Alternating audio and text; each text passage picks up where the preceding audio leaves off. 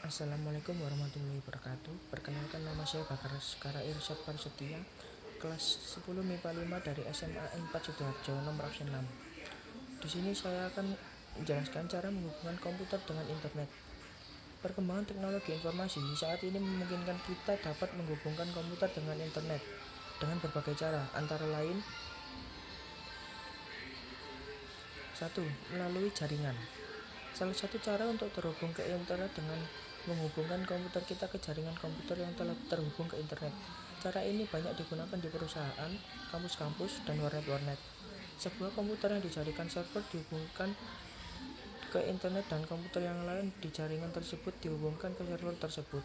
Komputer yang berfungsi sebagai server dihubungkan dengan sebuah USB melalui kabel telepon atau antena. Sedangkan untuk menghubungkan antara komputer dengan komputer server dilakukan dengan menggunakan kartu LAN atau LAN card.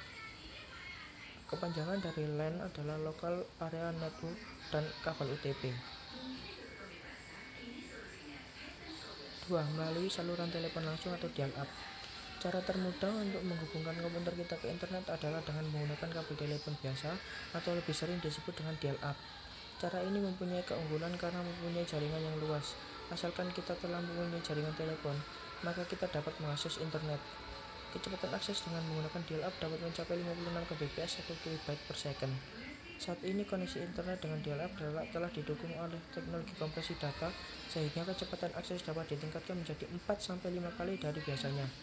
Teknologi ini bisa dikenal dengan Power Serve Dial-up teknologi, dan beberapa ISP telah dilengkapi dengan teknologi tersebut. Gambar koneksi dial-up dapat dilihat dari PPT saya. 3. Menggunakan jaringan GPRS. GPRS merupakan singkatan dari General Packet Radio Service yang memiliki kemampuan untuk mengkomunikasikan data dan suara pada saat alat komunikasi sedang bergerak. Komunikasi data dan suara dilakukan dengan menggunakan gelombang radio. Kebutuhan industri akan komunikasi yang bergerak menyebabkan GPRS menjadi salah satu teknologi komunikasi data yang banyak digunakan saat ini. GPRS mempunyai kecepatan transfer data yang cukup tinggi, diperkirakan dapat mencapai 115 kbps, walaupun dalam prakteknya transfer data GPRS masih berada pada 25-30 kbps. Teknologi GPRS memungkinkan kita mengakses internet dari mana saja. Yang penting adalah kita telah mempunyai komputer, telepon seluler yang dilengkapi fasilitas GPRS, dan sebuah SIM card yang menyediakan jasa layanan GPRS. Kelemahan dari koneksi dengan GPRS adalah keterbatasan layanan jaringan GPRS. Gambar jaringan GPRS dapat dilihat di PPT saya. 4. Melalui Wi-Fi. Wi-Fi adalah kependekan dari Wireless Fidelity, yaitu teknologi jaringan tanpa menggunakan kabel yang menggunakan frekuensi tinggi. Frekuensi yang digunakan pada teknologi Wi-Fi berada pada spektrum 2,4 GHz. Kita dapat terhubung ke internet melalui Wi-Fi dengan menggunakan notebook atau laptop ataupun PDA yang telah dilengkapi dengan kartu Wi-Fi atau Wi-Fi card. Gambar Wi-Fi dan Wi-Fi card dapat dilihat di PPT saya. 5. Menggunakan jaringan TV kabel. Menggunakan jaringan TV kabel untuk menghubungkan komputer ke internet telah banyak dilakukan. Kelebihan mengakses internet dengan menggunakan jaringan TV kabel adalah kita dapat mengakses internet setiap saat dan bebas dari gangguan telepon sibuk. Bila kita mengakses internet dengan menggunakan jaringan TV kabel, ada beberapa persyaratan yang harus kita penuhi, antara lain: 1. Berlangganan TV kabel yang dilengkapi dengan layanan internet.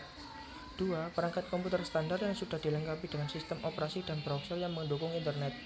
3. Kabel modem dengan DOCSIS system, yaitu modem yang telah dirancang khusus untuk jaringan TV kabel. 6. Menggunakan wireless broadband.